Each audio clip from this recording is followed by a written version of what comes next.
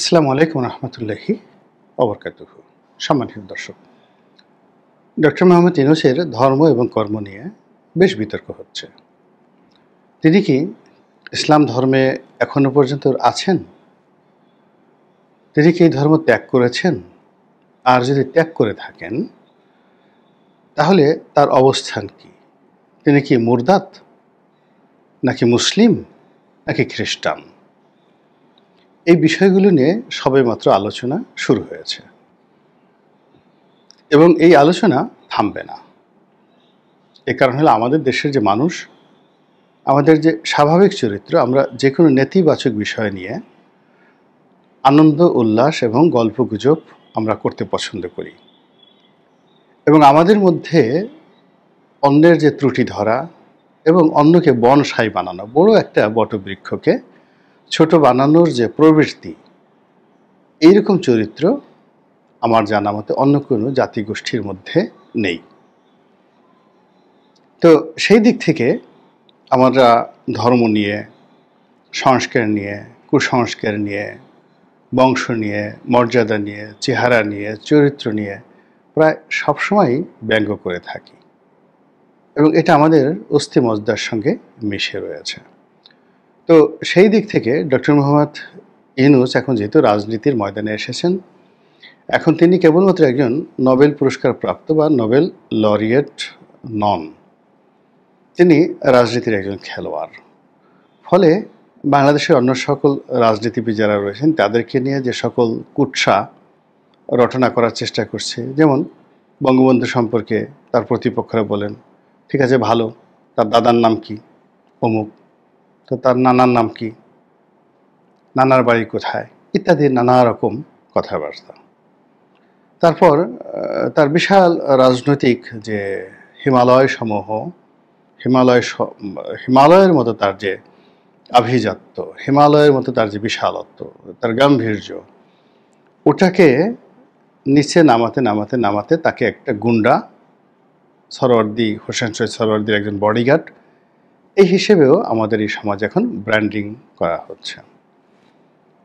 শহীদ president Ziaur Rahman সাহেব সম্পর্কেও অনেক কথা আওয়ামী লীগের লোকজন বলেছেন, এখনও বলেন, বিএনপি বিরোধীরা বলেন।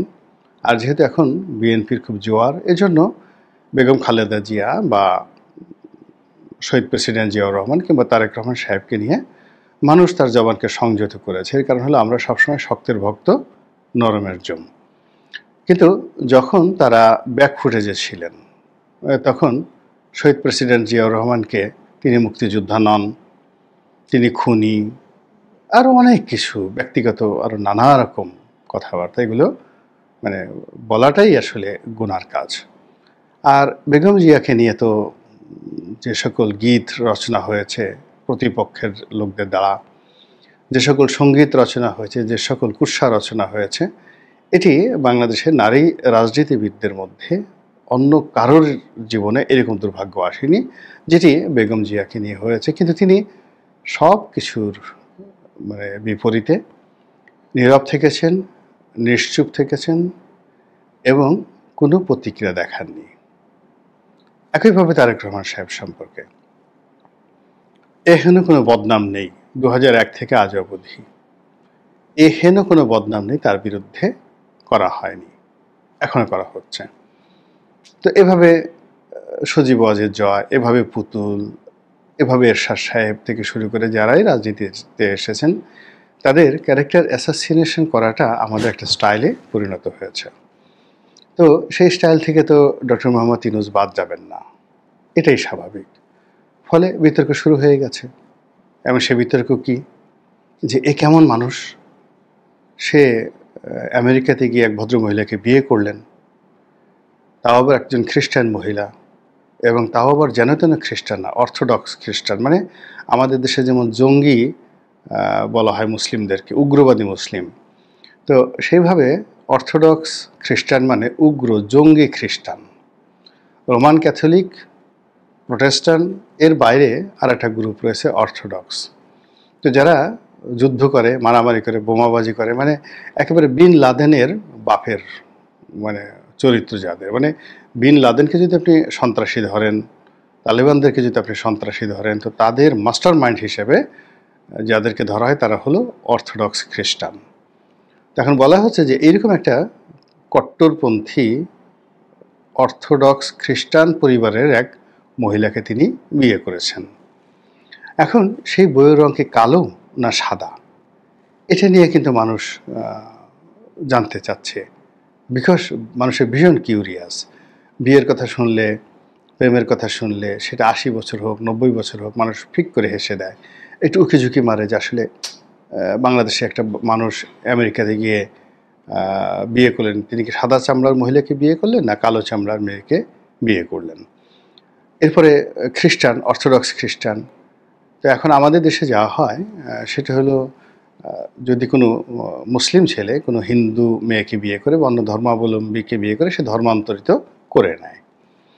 এখন ডক্টর মোহাম্মদ ইউনূস সেখানে গিয়ে তিনি কি সেই ভদ্র মহিলাকে অর্থোডক্স খ্রিস্টান হিসেবে যাকে ট্যাগ দেওয়া হয়েছে তাকে ইসলাম ধর্মে দীক্ষিত করেছিলেন? যদি করে থাকেন তাহলে তো বিশাল ব্যাপার। তিনি তো জান্নাতের টিকিট একেবারে কেটেই ফেলেছেন, এবং সাক্ষাৎ অলি আল্লাহ যে কর্ম, সুরত, অভিব্যক্তি, সেটা তার মধ্যে চলে আসবে। কিন্তু সে কথা কেউ বলছে না। তার পক্ষে যারা হুজুরা রয়েছেন তারা তো এই প্রচারটা করতে পারতেন যে না, তিনি খ্রিস্টান বিয়ে করেছেন, তারা আহলে যাকে বলা হয় কিতাব। তো আহলে কিতাবদেরকে বিয়ে করা বৈধ, খ্রিস্টানদেরকে বিয়ে করা বৈধ। আর 2 নম্বর হলো যে তিনি সেই খ্রিস্টান থেকে তাকে মুসলমান বানিয়েছিলেন। এটা সত্য সোনার ঘটনা, এটা কে কী প্রমাণ করতে যায়। কিন্তু এরকম একটা প্রচারণা তো ডক্টর মোহাম্মদ ইউনূসের যারা ভক্ত তারা বলতেই পারতেন যে না, তিনি এই কাজগুলো করেছিলেন।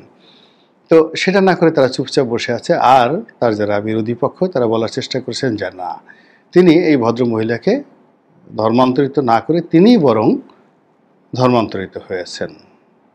যে কোনো মানে এটা কি বলবেন আপনি, মানুষের যে চিন্তা চেতনা। যা হোক, এখন সেটি নিয়ে খুব কথাবার্তা হচ্ছে। কথাবার্তা হওয়ার পরে পরবর্তীতে আবার সেই ভদ্র মহিলার সঙ্গে তার ডিভোর্স হয়ে গেছে। এখন মানুষের প্রশ্ন, সেই ভদ্র মহিলা কোথায় আছেন? বেঁচে আছেন না মারা গেছেন? তো তাদের যে ডিভোর্স হলো, ডিভোর্স হওয়ার পর এখন ডক্টর মোহাম্মদ ইউনূসের অবস্থান কী? অর্থাৎ বিয়ের সময় তিনি যদি খ্রিস্টান হয়ে থাকেন, তাহলে ডিভোর্স হওয়ার পর তিনি কি এখনও খ্রিস্টান রয়ে গেছেন নাকি মুসলমান ধর্মে ফিরে এসেছেন? তো এই যে নোংরা বিষয়গুলো, এই নোংরা বিষয়গুলো নিয়ে কিন্তু এখন ভীষণ রকম আলোচনা হচ্ছে এবং দুর্গন্ধ ছড়াচ্ছে। এবং আপনি আমি আমাদেরকে সিদ্ধান্ত নিতে হবে। আমি ব্যক্তিগতভাবে যদি আমাকে ধরেন, আমি আসলে এই বিষয়গুলো নিয়ে আলোচনা করতে একেবারেই নারাজ। এবং প্রত্যেকটি মানুষের একটা ব্যক্তিগত জীবন থাকা উচিত, এবং ব্যক্তিগত জীবনের গোপনীয়তা রক্ষা করা আমাদের সকলের পবিত্র দায়িত্ব। কিন্তু সেই কাজগুলো এখন যেহেতু বাংলাদেশে হয়ে গেছে, এটা প্রচার হয়ে গেছে, ভীষণ রকম প্রচার হয়ে গেছে, কাজেই এটি নিয়ে আলোচনা না করে পারলাম না। এবং আপনি জানেন যে এটি নিয়ে অনেক দিন আলোচনা হচ্ছে। এখন এই ইউটিউবারদের মধ্যে সম্ভবত আমি একেবারে সর্বশেষ ব্যক্তি যিনি এটি নিয়ে আলোচনা শুরু করলাম। তারপর অনেকে বলার চেষ্টা করছেন যে এটা কী ধরনের নিষ্ঠুরতা। তিনি আমেরিকাতে গেলেন এবং তখন যে ভদ্রমহিলাকে বিয়ে করেছিলেন তখন তো আসলে ডক্টর মোহাম্মদ ইউনূসের অবস্থা ভালো ছিল না। তো তিনি যদি বিয়ে করে থাকেন, নিঃসন্দেহে সেই মহিলা তাকে সহযোগিতা করেছে আমেরিকাতে থাকার ব্যাপারে, আমেরিকাতে পড়ার ব্যাপারে। এমনকি যদি পকেট খরচা দিয়ে থাকেন কিংবা ডক্টর মোহাম্মদ ইউনূসকে সহযোগিতা করে থাকেন অর্থনৈতিকভাবে, তো সেই ভদ্রমহিলাকে তো এইভাবে আসলে তালাক দেওয়াটা তার ঠিক হয়নি। এ তো নিষ্ঠুর একজন মানুষ। তারপরে বলার চেষ্টা করছেন যে সেই ঘরে একটা বাচ্চা রয়েছেন, মনিকা ইউনূস। মধ্যে তার কিছু ভিডিও ভাইরাল হয়ে গেছে যে তিনি আমেরিকাতে গান করেন, বিভিন্ন স্টেজে গিয়ে গান গান। তো এদেরকে অপেরা শিল্পী বলা হয় আমেরিকাতে। তো আমরা ডক্টর মোহাম্মদ ইউনূস নোবেল পুরস্কার পাওয়ার পরেই প্রথম জানতে পারলাম যে তার আর একটা বিয়ে আছে এবং তার আর একটা মেয়ে আছে, এবং যে কিনা গান গায়। এবং সেই মেয়ে সেই 11-11 ওই সময়টাতে একদিন সম্ভবত আমেরিকাতে তো জানেনই সবাই, মদ খায়, ক্যাসিনোতে যায়, ডিস্কোতে যায়, ক্যাবারে যায়। আর যেহেতু তিনি বিভিন্ন সেই অপেরাতে গিয়ে গান করেন, সঙ্গীত শিল্পী, শুধু সঙ্গীত শিল্পী না, ডিস্কোতে গিয়ে, ক্যাবারেতে গিয়ে, সব জায়গাতে গিয়ে যদি তিনি ড্যান্স করেন, অপেরাতে গিয়ে ড্যান্স করেন, নাচেন, তো তাদের যে জীবনযাত্রা, সেই জীবনযাত্রার মধ্যে বিয়ার খাওয়া, মদ খাওয়া এগুলো আমাদের দেশের পানি খাওয়ার মতো। আমেরিকাতে সব জায়গাতে রাস্তার পাশের ছোট, ছোট দোকানগুলোতে আপনি দিদারসে সিগারেট পাবেন না, কিন্তু মদ পাবেন। তো ওরকম মদ খাওয়ার পরে তো যেকোনো মানুষেরই ফ্রাস্ট্রেশন হলে মদ খায়, বা মদ খাওয়ার পরে মানুষের কথা একটু এলোমেলো হয়। এই কোন এক বদমাইশ এরকম একটা ছবি ছেড়ে দিল সব জায়গাতে, এবং সেটি নিয়ে বাঙালি কী হলো, ভীষণ রকম বিরক্ত হলো যে ডক্টর